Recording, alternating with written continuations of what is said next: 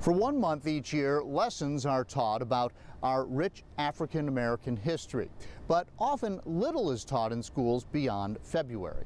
Though some educators our Megan Woods talked with believe the fight to end systemic racism for the next generation starts in the classroom. So now they're going beyond the textbooks to empower students of all races. Black history is American history. It's the bold statement this 7th grade math teacher at Lucy Addison Middle School in Roanoke lives by.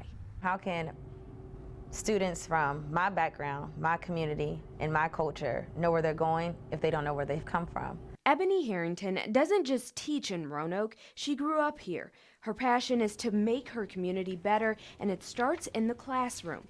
So after teaching the required curriculum, Ms. Harrington uses the extra time for guest speakers who teach confidence, leadership, and local Black history. Your world is wide open. So if we're teaching history, why not teach the full history? Because if I only teach one side of the history, how do my students know their background? Ms. Harrington isn't alone in noticing one-sided history in Virginia schools. The Tulsa riots, I didn't know what those were a year ago. Why was that? Why was I not taught that? You know, understanding what the Confederate flag really means for African American people, how the KKK destroyed any kind of heritage that people might have thought that it represented. Crystal DeLong is a Bedford County social studies teacher and is part of the Virginia African American History Education Commission. Over the past year, select educators across the Commonwealth have been looking at how to make sure Black voices in Virginia history don't go unheard. We're not talking about somebody who makes up 1% of Virginia's population. We're talking about that African Americans made up 40% of Virginia's population, you know, by the 1700s.